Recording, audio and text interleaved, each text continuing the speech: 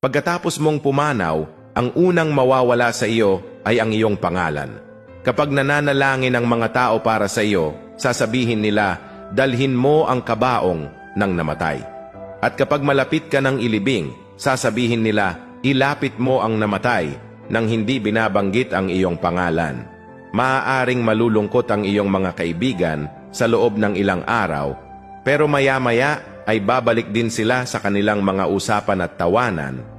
Ang pinakamatinding pagluluksa ay magmumula sa iyong pamilya na maaaring magdalamhati sa loob ng 1 o 2 buwan o kahit 1 taon, ngunit sa huli, mananatili ka na lamang sa kanilang mga alaala. Pagkatapos nito, ang iyong kwento sa mga tao ay magtatapos. Kahit masakit, iyon ang katotohanan. Lahat ng bagay sa mundo ay maglalaho at tanging ang iyong relasyon sa Diyos lamang ang mananatili magpawalang hanggan. Handa ka bang gawing unang prioridad ang Diyos sa iyong buhay